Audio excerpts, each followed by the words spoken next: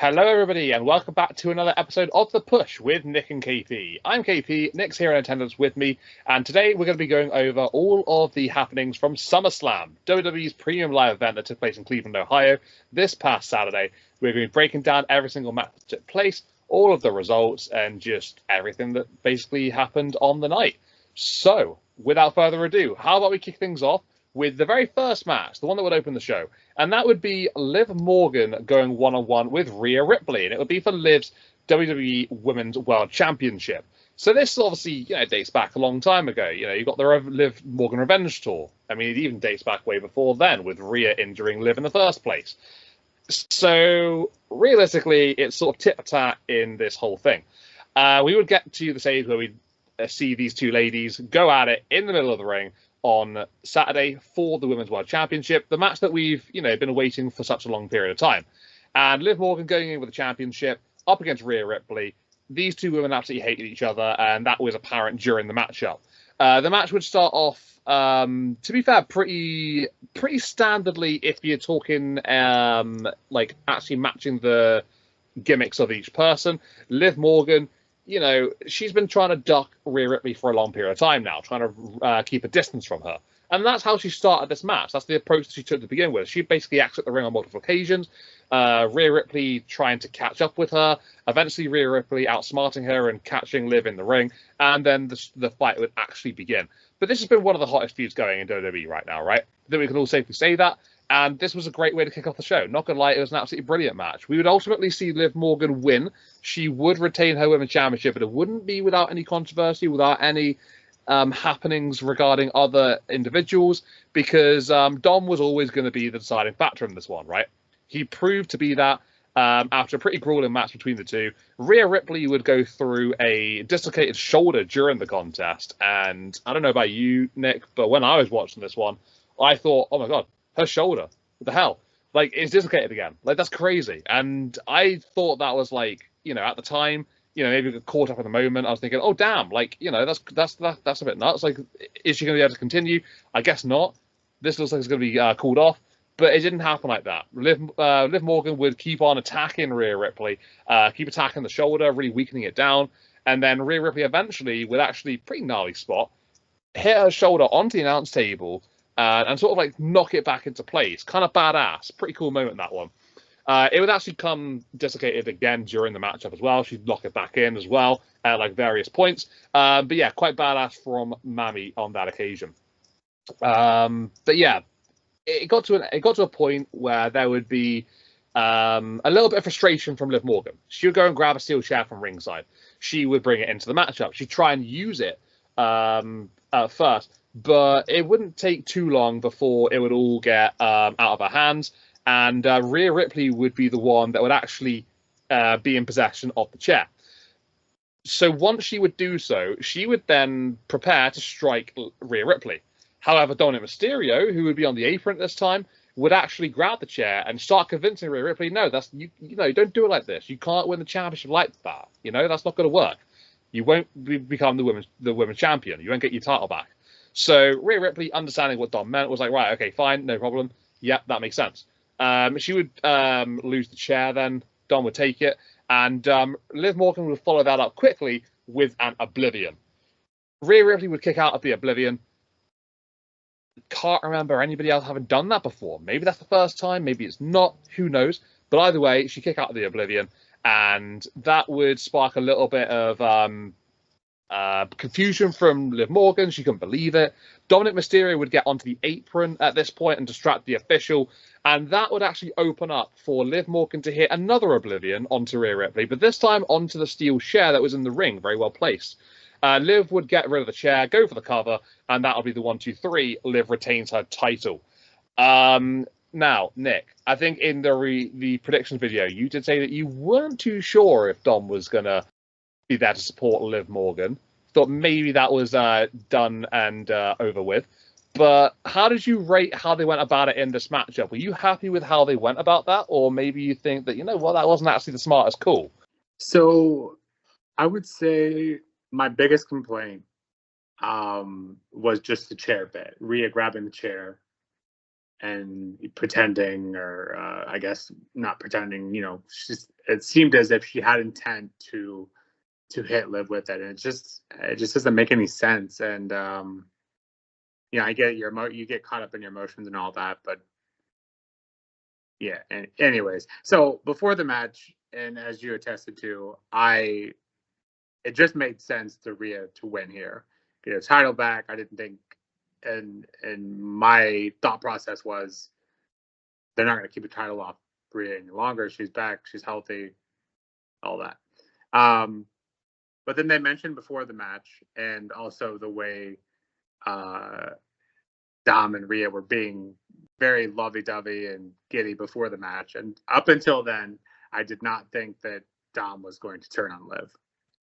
But once I saw that kind of pre-match and how babyface Rhea was being, which isn't really like her, and then the commenting team said that Rhea hasn't been beaten in 26 months, which is incredible. I don't know if I'm assuming that's just one-on-one action, because then they went on to say Liv hasn't been beating in one-on-one match either since April. So regardless, one of those things were coming to an end. But the way they kind of portrayed that, I was like, all right, I guess Dom is going to turn, and sure enough, he did. But yeah, classic WWE case of making the face look kind of dumb. Kind of what they did. Just with the chair bed only, I think. Yeah, she wouldn't do that, because she wouldn't get the title, which is what, granted, there are other things in this feud being fought for, but the main thing is getting that title back from Liv that she never lost. So yeah, that's my only complaint. Rhea looked very strong here, obviously popping her shoulder back into place. It looked legitimate. I think it was. I'm still not 100% certain if the first injury that Liv caused Rhea was real or not, or just some due time off. Maybe I don't go seeking it by any means, but yeah, I'm still not sure. But anyways, this is a great way to start off the match. The way that ended, and Dom, Dirty Dom living up to his name was a fun way to start. It's a pretty good match, no complaints. I gave it an 8.5 out of 10. Telling a story, and both competitors came to play. It was a great way to kick off SummerSlam. Just to answer your question and just go on what you were saying a moment ago there, yeah, I haven't actually seeked out myself either, so I couldn't tell you whether that was actually, like a legit thing that was meant to happen, or if it was just circle happenstance. I'm not too sure, but it looked gnarly, right? Like, yeah, when I first saw it, I was like, oh my god, the shoulder, like, there's no way. But yeah, I mean, hey, it made for a cracking, bit of confusion there. But I mean, hey, look, the drama didn't end there, though, did it? I mean, after the matchup, you obviously had that little bit of confusion or whatever. Maybe Dom, he wasn't too sure what was going on. But yeah, Rhea Ripley, she was just in the ring. She was shocked. She lost. Liv Morgan gets helped up to her feet by Dirty Dom, and then they share a very passionate kiss, and they walk up the ramp. They just doubled down on heel Dom. He was already heel. He's now gone heel again, essentially. He's gone like a further heel. It's kind of crazy, right? He's just like gone that extra step into being a heel. But yeah, there can't be many men who are hated as much as Dominic Mysterio in the WWE right now, and he's just gone that extra step further just to cement that place, which is kind of crazy. But yeah, you gave it 8.5. That's very close to what I gave. I gave it a 9 out of 10. So very highly rated between us there for this opening contest. Yeah, loved it. Absolutely loved it. And the storytelling, as you said, remarkable. Really, really good. So let's go on to our second matchup. And something that maybe I probably wouldn't have enjoyed as much, being a massive Sami Zayn fan. This was WWE Intercontinental Championship match. Bron Breakker up against Sami Zayn in the rematch that took place from Money in the Bank. So this would be an opportunity for Bron Breakker to right the wrongs, to get a victory here, and to put Sami Zayn away. And that would actually be the case. So they had a pretty good match last time. A lot of people maybe not too happy with the result. Maybe this time people are a lot more happy about it. Maybe. But let's break it down. Let's talk about it. So I thought this was a decent enough match for the Intercontinental Championship. It was one that started off very, very fast paced. And they basically kept up that pace until the finish, really. I mean, literally the opening moments, you have Braun Breaker attempting a spear on Sami Zayn, sort of like faking it out as he was like looking at the crowd. But Sami expected it. He would jump over it. And then moments later, Sami would follow up with a big dive to the outside. He would attempt a haluva kick shortly afterwards, which Braun would get out of the way of. Yeah, it was quite a pretty hectic start. Not going to lie, both men really brought it to begin with, and it was great to see that. But it was a pretty tactical affair, honestly, for the most part. Braun getting the better of Sami in a more physical last few minutes. Breaker would hit a spear onto Sami Zayn, and then he would actually follow up with another one after running the ropes at very high speed, and he gets over to like mid 20 miles an hour in that ring, which is absolutely ridiculous for a man of his size and just stature. It's absolutely crazy. But yeah, he hit an absolutely enormous spear, took out Sami Zayn, and would win the Intercontinental Championship in the process. Personally, would have liked a bit of a longer match here. Think that, the guy that beat Gunther for the IC title, ended that 666-day reign. I think maybe they could have done a bit more justice and they could have made it a little longer. But hey, in terms of the actual result, I'm not disappointed by this. I think Braun Breaker, you've made a star out of him in this case. It's great for his image. And a lot of people have been crying out for him to become the Intercontinental Champion. So let's see how he does with the title. Should be very interesting to see where he takes it from here on. But yeah, I mean, hey, look, wasn't an awful lot of the judge regarding the matchup in a sense of, like a technical affair, but it was great for the parts that I did mention. I did really enjoy this one. I really enjoyed it. I gave it a 7 out of 10, to be perfectly honest. But what about you, Nick? What did you think regarding this one? Was it a little bit too short in your opinion? Do you think maybe they could have given Sami a bit more time in that ring, being the guy that he is, being the, considering the achievement that he did to actually win the IC title in the first place? Yeah, what do you think about that? I'm actually surprised to hear your rating is as high as it is. Maybe attempting not to be too biased, perhaps, but I personally did not feel like it was a worthy match for the build-up that we had for this. Obviously, Braun's been built up as this huge star, and so maybe this was meant to be the exclamation point of that. To me, it borderlined a squash match almost, in that just the time, and maybe this was the match that was on the cutting block here, but yeah, this one felt like it got cut a little short. I think it's a little disrespectful to Sami personally, in that he beat Gunther's Intercontinental title holder for as long as it was, for him to just, I don't want to say lay down, but this felt like a borderline squash, and I just think he deserves better. I have no problem with Braun being built to this, to this level. But I think having Sami just beating Gunther, I think it doesn't make a ton of sense for him to go down quite so easily. But that being said, like I said, Braun has very much earned the spot. He's done everything right since being called up to main. And I'm excited to see what he can do. And unfortunately, I think because of the time length of this one, I gave it a 5.5 out of 10. It just felt like it didn't feel like a SummerSlam match. And I think SummerSlam kind of has a history of these quick matches. Your Becky Lynch over Bianca Belair. This wasn't quite to that level, but it just felt like Sami deserved a little better.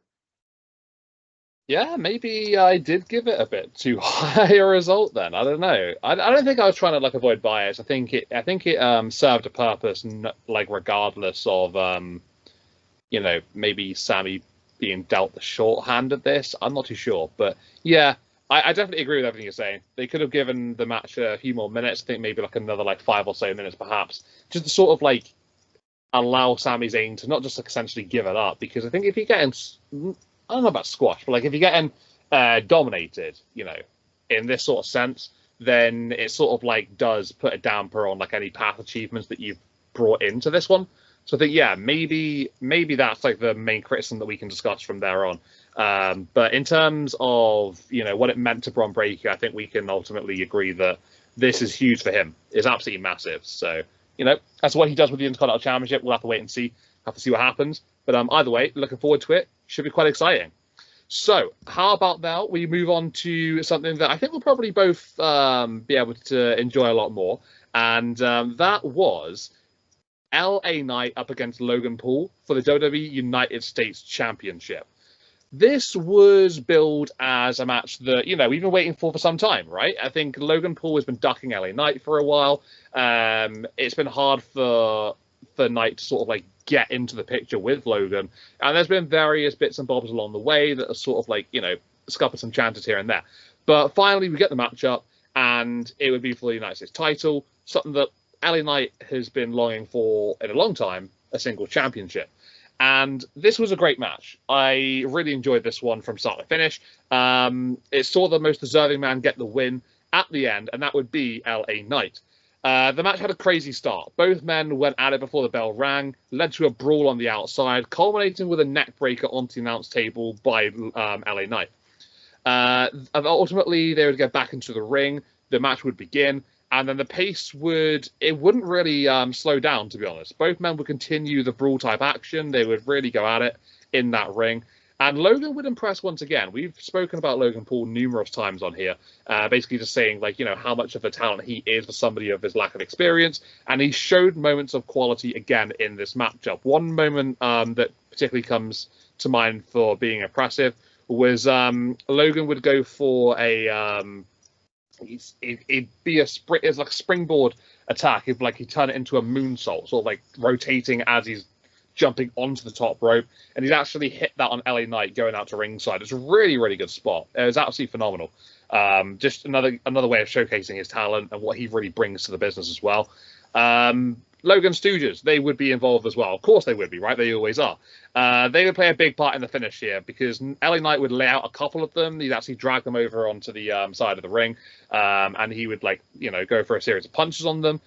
It wouldn't be just those though, because MGK, Machine Gun Kelly, he would also be in attendance. He would actually pass brass knuckles to Logan Paul. So we've seen that in the past. We've seen Logan using these brass knuckles, getting victories, stealing wins, whatever, getting cheap results. And that would exactly what he would try once again here. He would have LA Knight in the ring. He'd be on the apron. And whilst the referee wasn't able to look, he could deliver a quick jab with the brass knuckles to LA Knight's face, thinking, okay, right, well, he's just hit LA with those knuckles. There's no way he's going to recover from that. We've seen people time and time again, get absolutely laid out by these brass knuckles.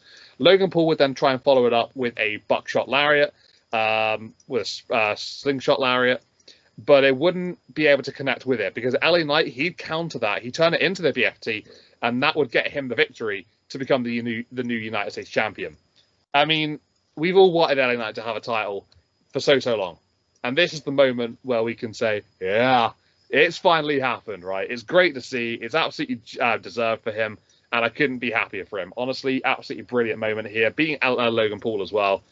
Happy days for me. Nick, what did you think of this match then, buddy?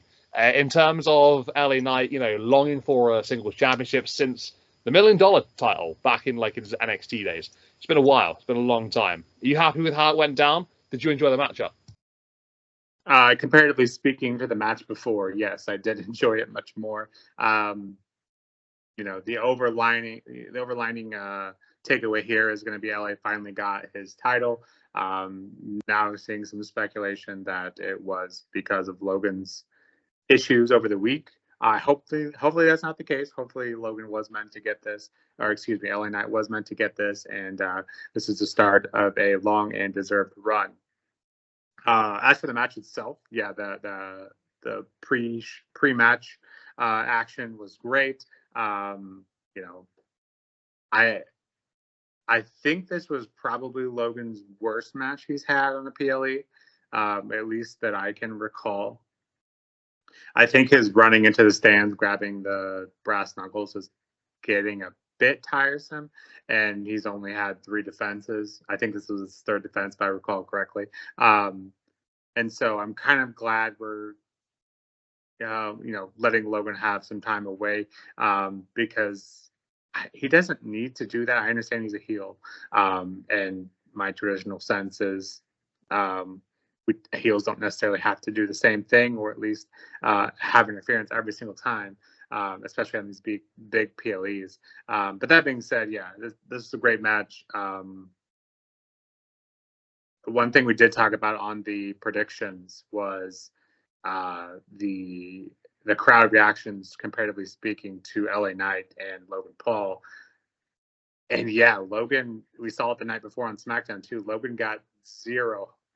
Maybe he got a few chants, but I just certainly didn't hear them. Zero hometown support, which was kind of crazy to see. I don't think I've ever seen even when the heels, even when they're heels and they're at home, they still get, some support. Maybe not as much as if they were a babyface in the traditional sense. But even still, I didn't hear hardly anything, if anything at all. I'm thinking maybe I heard a few chants for him. But, saw a few people cheering for him, but it was very, very minimal. Definitely not what we're used to seeing from a hometown talent. But yeah, this is great. I can't wait to see what LA Knight does with the title. I have no doubt he will do great things. I gave this one a 7 out of 10. Yeah, pretty sure he basically just got booed, didn't he? Which is quite the treatment for a hometown individual. I think you look back to Piper Niven, who's probably the most recent one, being a heel up against Bayley at Clash at the Castle, and she got cheered by the Glasgow crowd, right? She got chants throughout a large part of the matchup. She got a great reception. And yeah, very, very different compared to speaking to here of Logan Paul. Just got booed basically throughout the whole time, and everyone was looking for a LA Knight win, and it's exactly what happened, right? It was great. I gave it a little bit higher than what you did. I gave it an 8.5 out of 10. Maybe my LA Knight bias is coming in there. Just really enjoyed the result. But yeah, I don't know. I thought it was a great contest between the two of them, and very, very ecstatic, over the moon with the outcome. Hey, let's move on now. So we would go into our next contest, which would be for the WWE Women's Championship. That would feature Bayley, the reigning champion, the role model, defending up against Nia Jax, the Queen of the Ring, the irresistible force. And I was very, very much surprised by this matchup. I genuinely did not see Nia Jax winning coming at all. I had a feeling Bayley would win, and that was basically all I really gave it a thought going into this one. But I was proved wrong. I was proved very, very, very, very wrong. Nia Jax would ultimately come out on top in this one. She would become the new WWE Women's Champion, and I'll talk a little about that in more depth going forward in a little moment. But Bayley and Nia, they'd have a bit of a back and forth match here. They wouldn't so much be dominant constantly from Nia Jax, of the champion. Bayley, obviously, she's a very proud individual. She would fight a good fight for the large part of it, and you'd expect that from someone like her, one of the greats of the women's division over the basically her tenure so far in the company. She's been absolutely wonderful. Her title run, we can obviously talk about that in greater detail. Maybe it wasn't booked as well as it could have been. Yeah, I don't know what happened there, but hey, the match itself, Bayley would. This is probably my highlight here. Bayley would hit a powerbomb on Nia Jax. So Nia would be on the second rope, if I remember rightly. Bayley, underneath her would basically just grab Nia Jax. She'd have her in a powerbomb position, and she would walk about halfway across the ring, pretty much into the dead center, powerbomb Nia Jax, and that honestly was an absolutely incredible moment for me. I mean, the strength of Bayley to be able to deliver that. Absolutely phenomenal. Great technique. Brilliant strength. Really enjoyed that particular spot. But yeah, I mean, hey, Bayley would also kick out of an Annihilator later on as well. I mentioned Liv Morgan and the Oblivion. Don't think I recall anybody kicking out of the Annihilator before. So a couple of big kickouts across the night here, really. Jax, she would demonstrate her power. That would catch up to Bayley in the end. Tiffany Stratton, she'd come down to the ring as well. She, being Miss Money in the Bank, we expected her to be involved in some way, shape, or another regarding this one. I had a feeling it would be Tiff would come down, attempt to cash in, and, Nia would be distracted by that, and, it would be a bit of a problem. But actually, in fact, it seemed like they had a plan. It seemed to work down perfectly as well, because Tiffany would come down, she would get up all in Bayley's face on the apron, Bayley would deliver a right hand, send her crashing down to the floor, and then Nia Jax, she would take control of a distracted Bayley, and moments later, she'd be raising her hand as the new women's champion. So, it all worked out for her, to be fair, right? It was not bad, but she would hit a couple of power bombs on Bayley and then follow up with 2 annihilators, and that would be the win. Like I say, wasn't expecting a title change. Really did not see this coming. But as much as I've disliked Nia Jax in the past, I will say that she deserves some credit here because she has improved a hell of a lot in her most recent run, her current run here and now. And I got to say, if you're going to put in the effort, if you're going to become a lot more of a safer worker, and that seems to be what Nia has become now, then, I got to give you some credit there. And she has put in a hell of a lot of effort recently. This run is doing tremendously well for her.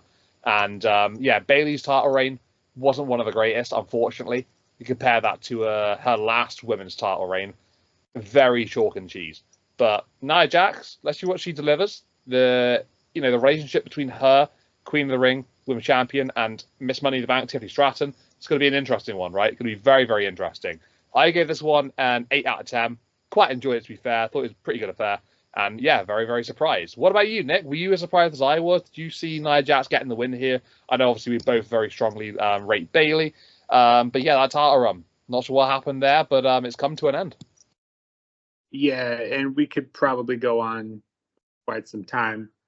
But Bayley just hasn't been booked, you could argue, well since before the Damage Control forming at SummerSlam.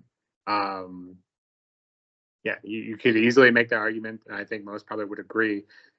That being said, because of that, I'm never going to voluntarily say that I want Bayley to lose, but maybe it's what she needs. And as you said, Nia Jax has improved.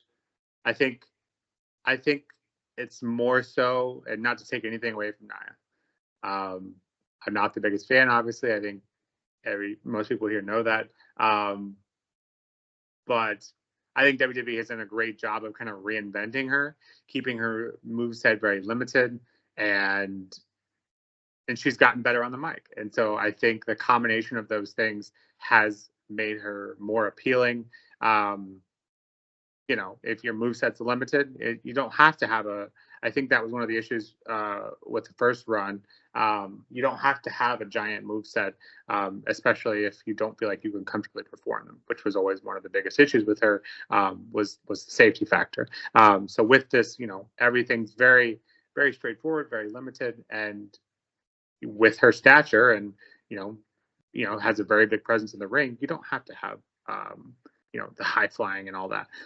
But speaking of high flying, my favorite moment of the match was, of course, Bayley's elbow drop with Thing of Beauty. Second best to only Kairi Sane, in my opinion. But yeah, I'm fine with the outcome after a couple of days of thinking on it. I think it's best to give Bayley a clean slate, and maybe she comes back after Nia.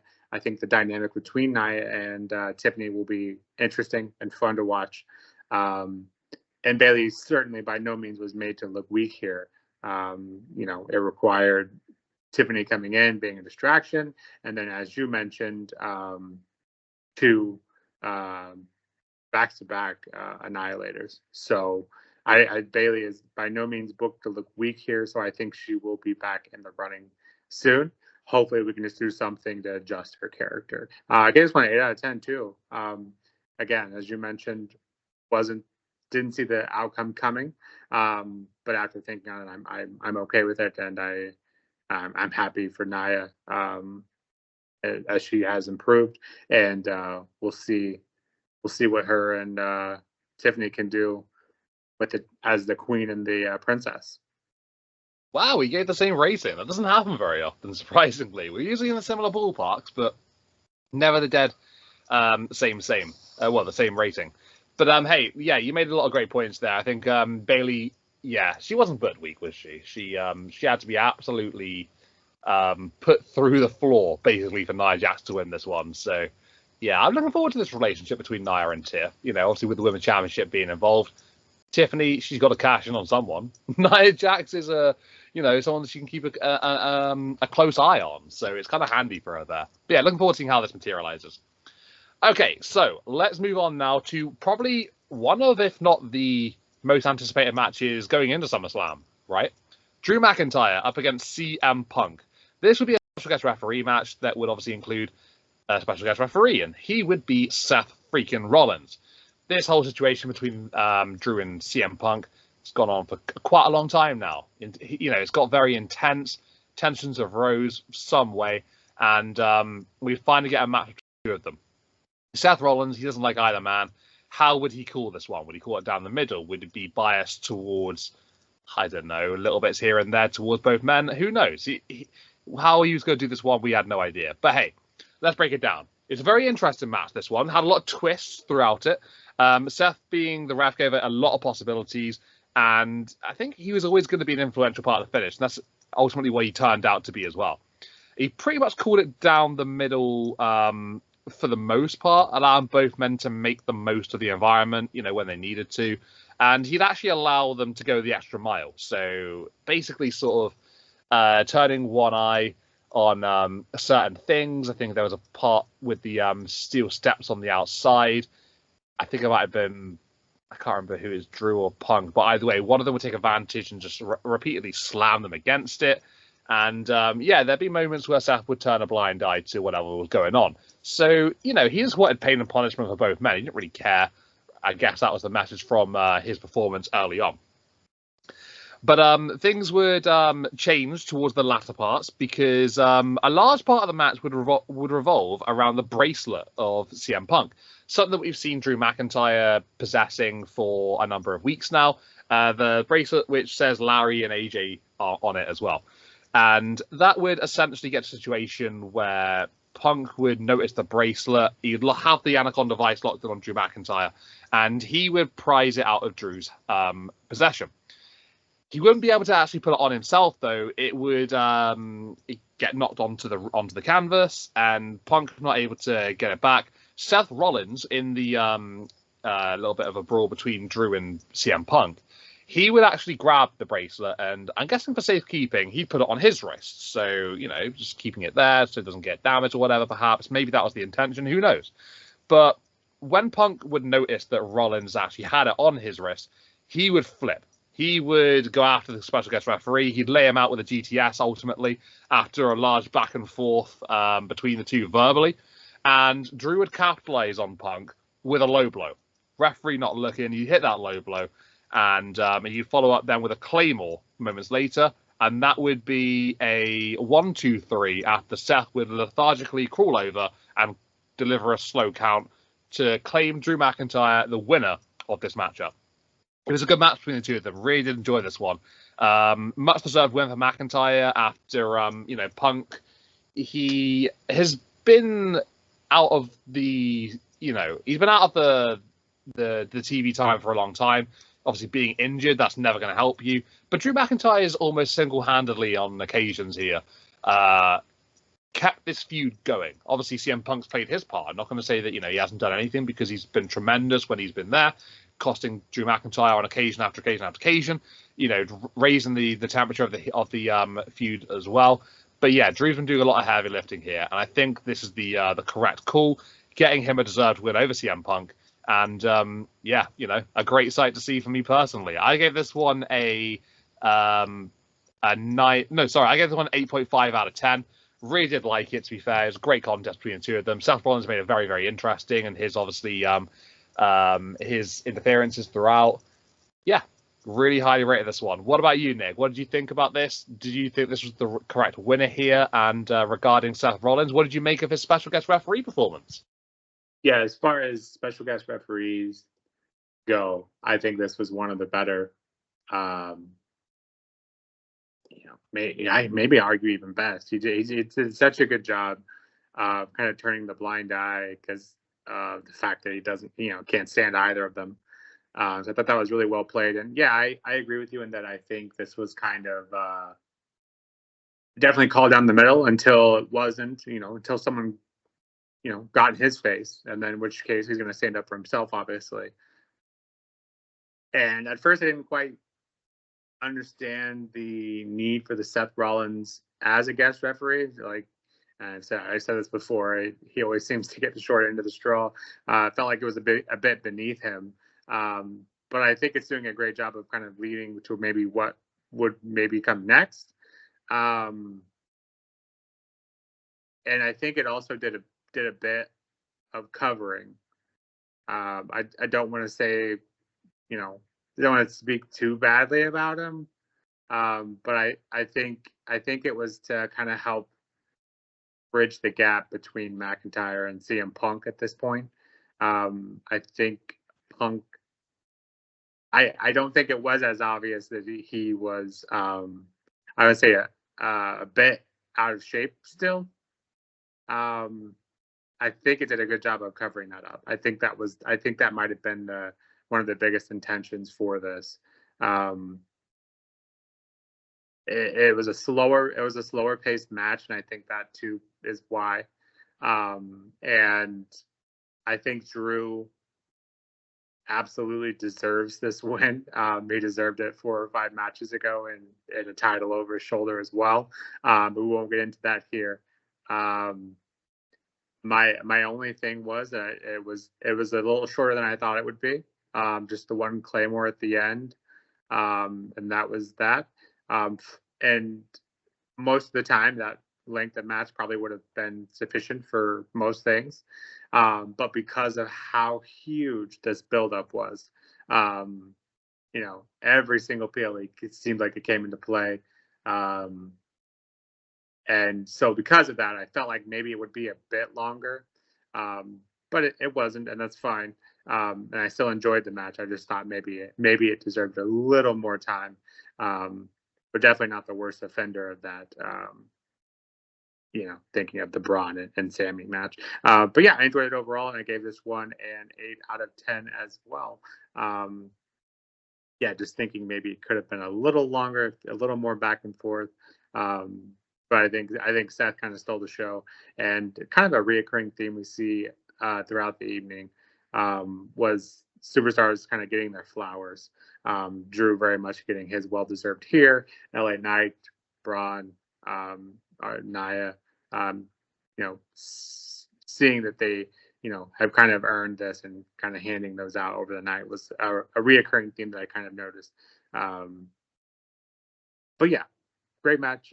Just maybe a bit short. Yeah, I'll agree with that, actually. Yeah, I think it was maybe a little bit short. I think Drew had to do a lot of heavy lifting here, didn't he? I think he was essentially walking Punk around like a dog at one point, just, trying to, keep him involved in the matchup. Punk, for his first match back in a while, he wasn't too bad in this one, to be fair. He was pretty good, but he was gassed in the first, 7 or 8 minutes, and, it got to a point where McIntyre had to really, really, really slow down, so... Yeah, I don't know. This is the main criticism from there. But I think for a matchup between these two, obviously, we've been looking forward to it for so long. It's good to see that they got in the ring and, Drew McIntyre, the right man to get the job done, in, I think, both of our opinions there. So, how about then we move along to our next contest, and that was for the WWE World Heavyweight Championship. This would see Damian Priest defending his title up against Gunther, the King of the Ring. Gunther has been on a just hot streak. He is a hot streak, right? He doesn't really go through bad times. He loses one match in 2 years, and that's essentially his bad time. So, Gunther, let's talk about him. What a match this was. This was brutal. It was brilliant. It was great from start to finish. Both men went to absolute war in this match, and Gunther's chest told the whole story, really. You don't normally see Gunther with a beaten up chest. You'll see Gunther's opponents with a beaten up chest. That happens very regularly, very often. But to see him with a beaten up chest and actually bleeding chest, blood dripping down his torso, it was quite the sight to behold. It's not something you see very often at all with him. But hey, these two went at it. Gunther would deliver so many chops to Damian Priest. Damian Priest would deliver chops back at him. And he would actually deliver kicks to the chest as well, which is kind of badass as well. The King General busted open, but the match was very back and forth. It wasn't one-sided either way. It was both men utilizing their power game respectively, and they were just sort of canceling each other out on occasions. To be fair, it was great though. It was a situation where both men would kick out a big move from the other, making for a very tense affair. And the tension would only rise when Finn Balor, he would come down to the ring. You know, Damian Priest, Judgment Day compatriot, former tag team champion partner alongside Damian Priest, he would appear at ringside to seemingly aid Damian and to give him some support, which would last a few minutes. Damian would hit a second South of Heaven chokeslam onto Gunther. He'd roll Gunther over to go for the pin, but Balor would place the foot of the challenger onto the bottom rope, breaking the count. Damian, unaware of what had happened at first, he would be, shocked by the fact that Gunther was able to get out of it, get his foot on the rope. And a replay would show obviously what I just mentioned. Finn would put the foot of Gunther on the bottom rope. Damian Priest would be smart. He'd see it. He'd realize what had happened. And then he would go for Finn Balor. He'd grab him by the throat, leaving an opening for Gunther to lock in a sleeper hold. And you see Priest fight back. You see him get out of the initial sleeper. But it wouldn't last too long after that, because Gunther would sooner or later lock in another sleeper hold. And that would get Gunther in a position where he would make Damian Priest fade out, and he would become the new World Heavyweight Champion. This was an absolutely fantastic match. Starts a new era for the world title, brings an end to Damian Priest. Judgment Day are completely and utterly in the mud right now, and it's just it's a massive, massive change here for a number of reasons. But I wasn't a huge fan of this contest. This, for me, is the match of the night. Just putting it out there. I gave this one a 9.5 out of 10. It was just utter brilliance from start to finish. Very, very enthusiastic regarding this one. What about you, Nick? How did you feel this one went down in terms of your opinion? Did you like it as much as I did? Are you happy for Gunther? Obviously, him being back on top with a championship. It feels almost wrong when he doesn't have a title around this race, right? So now he's got one back again. This time it's the world title. And what about Damian Priest? I think he looked tremendous in this. And I know you've been quite critical of Priest over, the last number of months, a year, whatever we're talking here. But what do you reckon? You going to give him some credit here, or you still maybe saying, you still got some work to do? I will continue to sing the praises of Gunther here, of course. I agree this was the match of the night. I did debate on the rating quite a bit due to one thing, and that's just simply the involvement of Finn. I understand why it's there to kind of further the issues within Judgment Day. But that the very, very minor critique here, as it was very quick. And honestly, I liked the way he looked when Finn came down. Gave me reminded me that he has an alternate persona, and Finn Balor just kind of waiting to be released. The demon inside of him. Kind of forget about that from time to time because it's so long before we see them. But yeah, I hope maybe we get that soon.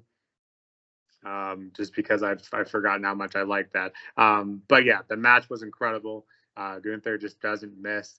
And even here, just for you, Damian Priest had his best match of his career. Yeah, he wasn't, losing to Gunther obviously is not a big deal at all. And Damian Priest was booked very, very well here. Yeah, this is nothing. He certainly has momentum, even though he lost his title because, obviously the interference, that whole thing.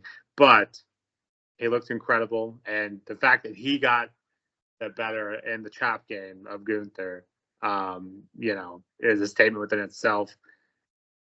It's certainly, even though you lose your title and you still have upward momentum, is an incredible feat in itself. But yeah, Gunther went 3 months without a title, and I think I wouldn't be surprised if we see a similar reign in terms of length to the IC reign, just because who's going to take it off of him, barring an injury, knock on wood.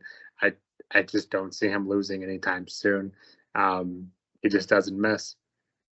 But yeah, I debated on 9.5 or a 10 on this one, but because I felt like the interference was so minor and kind of needed to further that Judgment Day story. I gave this one a 10 out of 10. I feel like it was a perfect match, and I think I already mentioned this as well, but I agree. This was the match of the night and probably should have main evented, but we can get into that a little more here in a bit. Yeah, the main event scene that we could obviously have a very big debate about, couldn't we, really? But yeah, I think regarding the slight criticism Finn Balor, it's something that I forgot to mention a moment ago as well. The role of Damian Priest onto Gunther, the fact that he rolled him the other way, like he rolled him towards the ropes. I don't know. That was for me like a really dumb decision. I'm not sure why they had that done. I felt, I don't know, maybe it was Gunther's fault. Maybe he didn't land exactly in the right spot, perhaps. I don't know. But either way, yeah, I wasn't really too keen on the fact that, you know, Damian Priest had to roll him over. And he rolled him over to the ropes. I don't know. You wouldn't really do that normally, would you? So, yeah, a little bit of a downside from that side. But, hey, this match was absolutely fantastic. Really, really tremendous. That's why I gave it the 9.5. You know, just absolute quality for the whole part of it. So, let's move along then. We have got one more match to go through. And this one was for the WWE Undisputed Championship. This was a Bloodline Rules match, and we saw Cody Rhodes defending his title up against Solo Sikoa of the Bloodline. And this was one of those matches that promised a whole lot going into it, but were we going to have it delivered? That was obviously the big question. Let's talk about that a little bit later on. Before we get to there, this was a very entertaining match. From start to finish, I think I provided that exactly. Started off with a relatively slow-paced vibe, quite a steady beginning. Both men, you know, steadily getting into it bit by bit. Gradually, the tempo would increase, would rise, and the action would go to ringside, and ultimately to the Prime bottles very briefly. Eventually, Tama Tonga Loa, the Bloodline, they would get involved. They would play the numbers game here, and they would sort of like gang up on Cody Rhodes. But we saw a little bit of conversation between Cody and Arn Anderson just before Cody came down to the ring, and that was like during the entrance sort of part of it. And I would say, you know, obviously you know the couple of guys that are coming on the way. There might even be other people that are going to be coming down to help you as well. But Tama Tonga Loa, they'll be met by Cody. They'll be met by Kevin Owens and Randy Orton. So they'll be countered by those two. That would ultimately lead to the four of them brawling their way out of the conversation. They would go into the crowd, and you wouldn't see them again then. They would be off on their business doing whatever. Moments later, you'd have Cody and Solo going at it, and ultimately you would see Jacob Fatu. He would arrive, and he would absolutely obliterate Cody Rhodes, resulting in Fatu putting the WWE Champion through the announce table. He would hit a splash from the top rope. He'd dive onto Cody, setting him through the announce table, and Jacob Fatu would actually injure himself on this occasion here. He would tweak his knee. He would be in a bit of a problem there. He wouldn't really be able to do much else regarding affecting the match result here. And there'll be a situation at ringside where he'd be sat down by the announce table, obviously in absolute pieces. And he would basically just shout at Solo Sikoa, you know, deal with him, get it done, finish this one off, and, you know, get that victory. Solo Sikoa, he'd get Cody back into the ring, and there'd be a little bit of back and forth between the two of them. But then a few moments would pass, and we would see the return of the Tribal Chief, the original Tribal Chief. Roman Reigns' music would hit, and one of the loudest pops that you're going to hear in some time. The place went absolutely crazy. It was loud as hell. And Roman Reigns, he would make his way down to the ring. He would almost like eye out Cody Rhodes on his way there, but he would immediately hit a Superman punch onto Solo Sikoa. And then, you know how you go in on his matches, he'd be weighing up a spear, he'd do the ooh, ah. That was one of the loudest ones you'll ever hear. It was belting around the arena. It was huge. He would deliver a huge spear on the Solo Sikoa, laying him out in the middle of the ring. Cody Rhodes would get back up to his feet in the end. He would follow up with a crossroads, and then as Roman Reigns would be heading back up the ramp, Cody would go for the cover, watching on a Roman Reigns, literally making eye contact with him, and the referee would count to 1, 2, 3. Cody would retain the WWE Championship, and Roman Reigns would play his part. Maybe Solo Sikoa shouldn't have been calling out Roman Reigns, shouldn't have been saying that, you know, he's not man enough anymore, couldn't get the job done, whatever. and maybe he shouldn't be saying that he's a tribal chief, because the tribal chief is back, the original tribal chief, the tribal chief. He is back in the situation once again.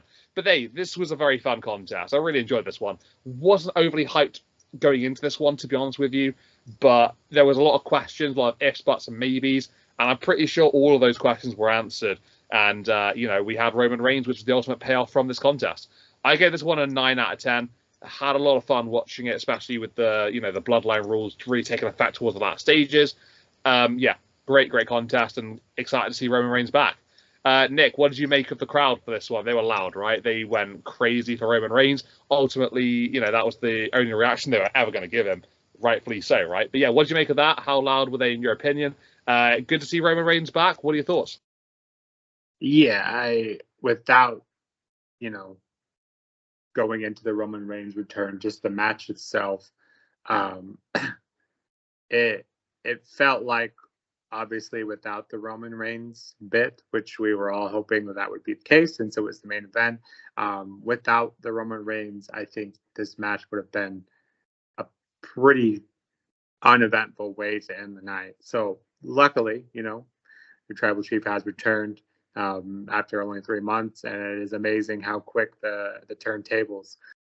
Yeah, as I'm sure most people have seen or heard, I think due to the injury, I think there was maybe another assist coming for Cody. I'm a bit disappointed if that is true, that we didn't get that, because it kind of made the match feel a little flat, and maybe it's just because the bloodline rules, and even when the bloodline rules are not in effect, they still are, and obviously you know what I mean by that. But yeah, this was your standard bloodline involved match, and Cody, came out on the right side of it simply because of all the smack talking that Solo has been doing. But yeah, the match was fine. They really tried to amp this one up, and without Roman saved the main event here, as far as I'm concerned, and they probably knew that, and that's probably why it's here, as opposed to either the CMPunk match or the Gunther versus Damian Priest. But hindsight's always 2020. Had they seen how the match was going to go, I'm sure they would have selected another one. Maybe had Damian Priest on there, because a match, and I agree that was probably one of the loudest pops I've ever heard for the Roman. But imagine that at the beginning when everyone's still full of energy. Imagine how loud that would have been then, had we started off with that match. So just something I thought about. But yeah, excited to have Roman back. It'll be interesting to see where they go if it's not the obvious answer.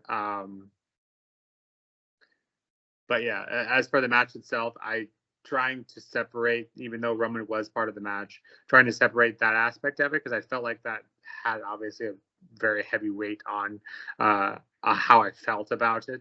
But taking out the Roman aspect of it, I would give that one a 7.5 out of 10. And I feel like it kind of is impossible to take Roman out of it, but that's my best guess at what it would have been otherwise. But yeah, Cody hopefully moving on from the bloodline now. It felt like it was more about the bloodline than it was Cody.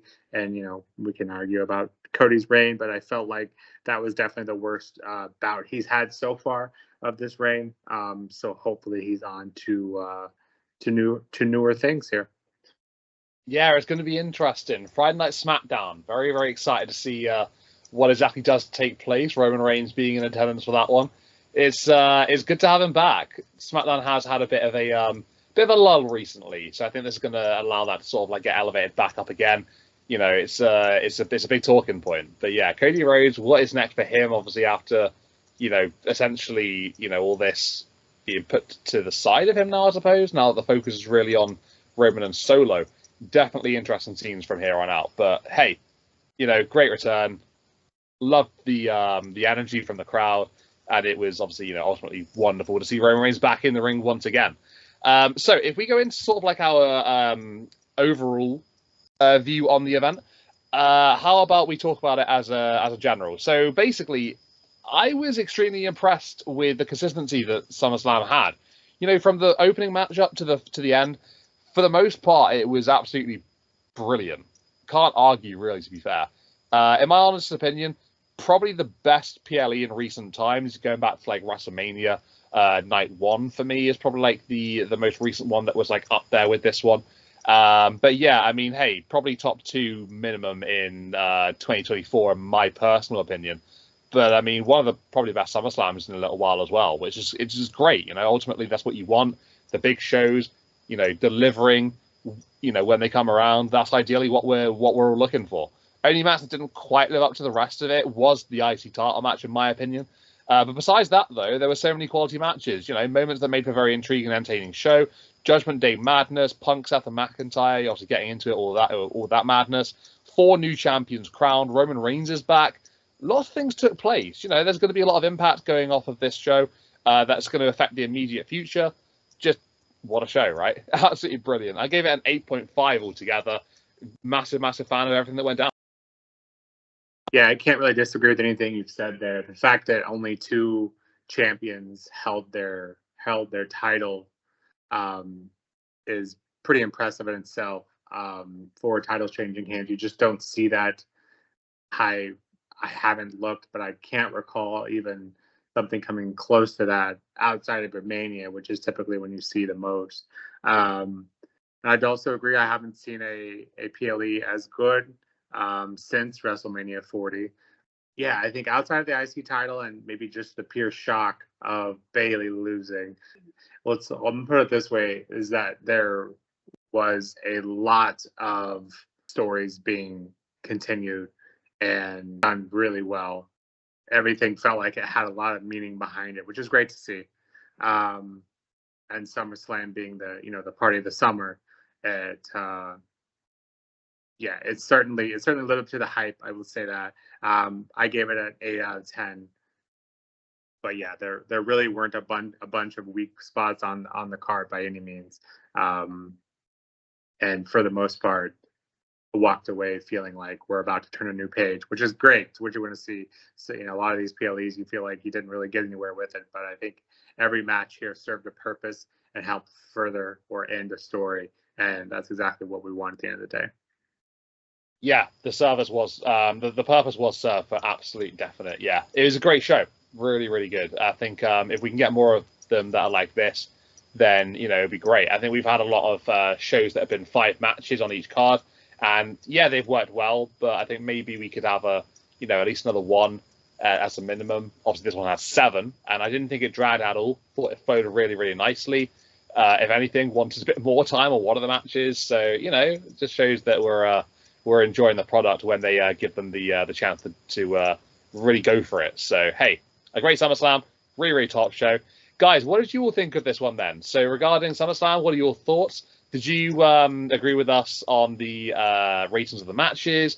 Did you maybe think actually, Sammy and Braun was actually a bit better than what we're saying? Do you maybe think that some of the other matches maybe we thought were a bit too good in our opinions? But yeah, what did you all think? If you want to let us know what you all thought, please leave a comment down below so that we know what exactly it is that you guys have got on your mind. And if you like what we're putting out there, then please hit a like on this video and subscribe to the channel. We're putting out content every single week, and we'll be doing some weekly recaps next week. So hey, stay tuned for that one. Thank you very much, everybody, for tuning on and into The Push with Nick and KP, and we'll see you all in the next one. Thank you very much, guys. See you next time.